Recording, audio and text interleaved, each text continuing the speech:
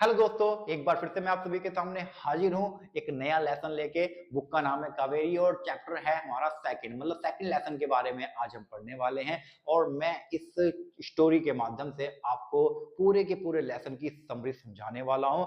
Lesson में क्या क्या इंपॉर्टेंट है और क्या क्या पेपर में आने के गुंजाइश होती है, कौन कौन से क्वेश्चन पेपर में आने की गुंजाइश है, मैं वो भी आपको बताने वाला हूँ। तो ज्यादा समय ना वेस्ट करते हुए आइए आते हैं अपने टॉपिक पे और फिर से शुरू करते हैं बिल्कुल शुरू से। तो बुक कावेरी और सेकंड चैप्टर का नाम है the port maker. Port maker का मतलब होता है मिट्टी के बर्तन बनाने वाला। तो ये मिट्टी के बर्तन बना रहा है। तो मिट्टी के बर्तन बनाने वाले की लाइफ कैसी होती है, वो किस प्रकार की सोच रखता है, वर्तमान में उसकी सोच क्यों बदल गई है, क्यों बदलने का कारण क्या है। तो इस लेसन में हम पढ़ेंगे कि उसकी सोच पहले सकारात्मक थी लेकिन अब उसकी सोच नकारात्मक है। वो नकारात्मक सोच क्यों आई है, आइए देखते हैं। तो सबसे पहले आपको याद रखेंगे कि इसके अंदर एक पोर्टर है, मतलब एक मिट्टी के बर्तन बनाने वाला एक व्यक्ति है जो गांव में रहता है। और गांव में मिट्टी के बर्तन बनाता है जो घर घर लोगों तक पहुंचाता है, जिसमें लोग खाना भी खाते हैं, पानी भी पीते हैं, उसमें पानी रखते भी हैं, उसमें खाना रखते भी हैं। दिए बनाता है, लैंप बनाता है, बहुत सारी चीजें वो मिट्टी के बनाता है। तो देखते हैं। This story is about a traditional pot maker who lives a simple life with his family in a small village.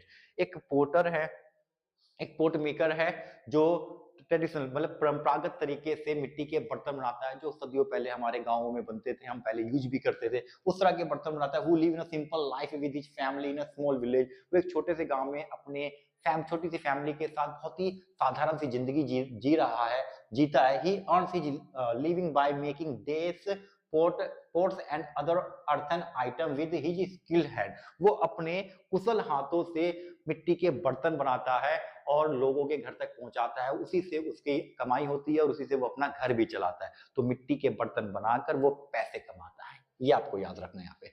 Every day he goes to field और river bank to collect the right kind of clay.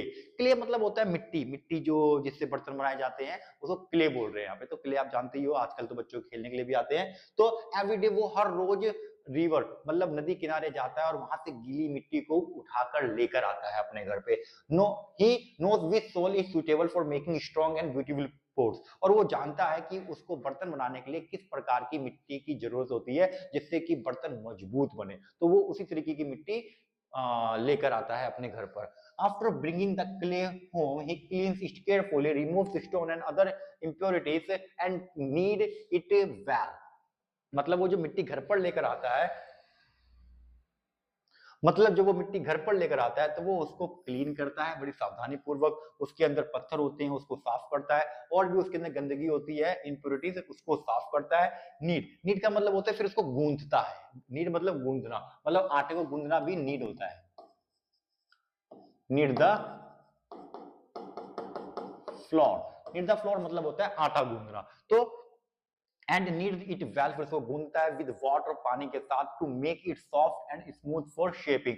वो उसको बहुत ही smooth तरीके से गूंथता है जिससे वो एक बर्तन का आकार उसको दे पाए, एक सुंदर सा आकार उसको दे पाए। He then he sits at his potter's wheel and start spinning the clay. फिर वो उस मिट्टी को अपने इस औजार पे रखता है उसको शेप देने के लिए।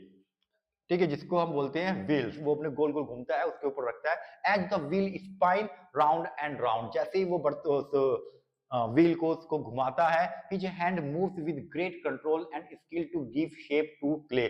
उसके कंट्रोल, उसके हाथ इतने कंट्रोल में होते हैं कि वो उसको एक अच्छे शेप देने में कामयाब होते हैं और बड़े प्यारे प्यारे उससे वो शेप तैयार करता है उस मिट्टी के क्ले से। He makes many different items like pots. वो कई तरीके के मिट्टी की चीजें बनाता है, जैसे कि बर्तन, पीचर, घड़ा, वाटर जार्स, पानी रखने वाला जग, लैंप मतलब दिए, बॉल्स मतलब कटोरी। Each item is unique and show his creativity. सभी के सभी आइटम बहुत ही यूनिक होते हैं और ये दिखाता है कि वो कितना क्रिएटिव व्यक्ति है, कितनी अच्छी चीजें जानता है। Patience and years of experience, वो जो इतना प्यारे प्यारे बर्तन बनाता है ये उसके वर्षों की मेहनत है और उसके धैर्य है, उसका एक धैर्य है जो उसको इतने प्यारे प्यारे बर्तन बनाने में मदद करता है। Once he once the pots are shaped, he keeps them in the sun to dry. जब वो बर्तन बना लेता है तो उस बर्तन को वो धूप में सूखने के लिए रख देता है. This removes the moisture from the clay and makes the pots ready for the next important step. फिर वो धूप में रखने के बाद जो भी उसमें गीलापन होता है, वो मॉइस्चर जो भी होता है वो धूप में सूख जाता है, ready to make next important step. फिर वो अगले स्टेप के लिए तैयार हो जाता है. After drying he bakes the pots in a कील.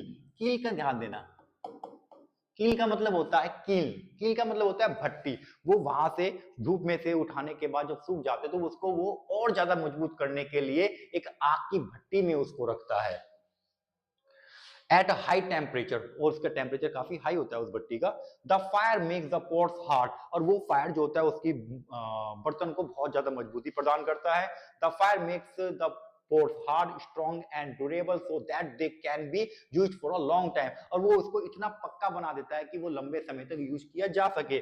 इन द अर्लियर टाइम मतलब प्राचीन काल में people in the village depended on such earthen pots. Earthen pots मतलब मिट्टी के बर्तन. तो पहले के जो लोग थे वो मिट्टी के बर्तन पे ही डिपेंड होते थे. वो उन पे ही खाना उनके अंदर ही खाना बनाते थे और उनमें ही खाना भी खाते थे. The pot maker's work was respected and gave him a good livelihood. और उस समय जो मिट्टी के बर्तन बनाने वाले पोटर्स होते थे वो बहुत ही ज्यादा रिस्पेक्टिव होते थे सोसाइटी में. उसकी बहुत रिस्पेक्ट होती थी क्योंकि वो उनके लिए उनके खाने का सामान का उनके खाने की चीजों के लिए बर्तन बनाया करते थे और उससे वो अच्छे पैसे भी कमाते थे potters. With the arrival of modern thing like plastic and steel utensils. अभी तक सब कुछ पॉजिटिव था लेकिन जब लाइफ में बदलाव आया, जब मॉडर्नाइजेशन आया, आधुनिकीकरण आया, तो उस समय प्लास्टिक के और स्टील के बर्तनों ने उनके मिट्टी के बर्तनों की जगह ले ली. People slowly stopped using clay pots. और धीरे धीरे लोगों ने मिट्टी के बर्तन यूज करने बंद कर दिए.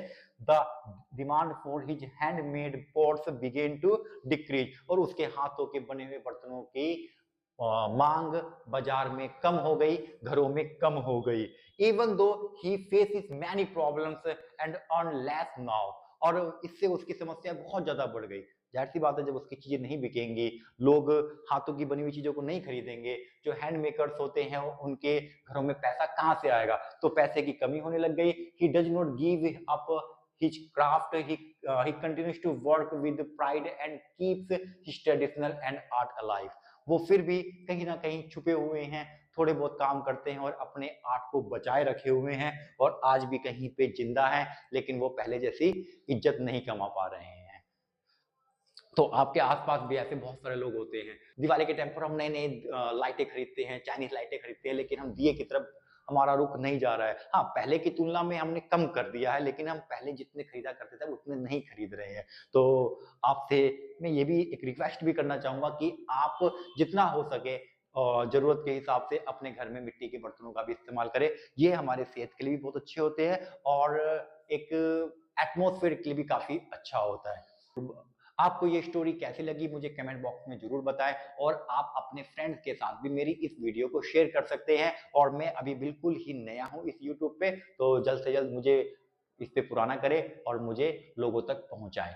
Thank you.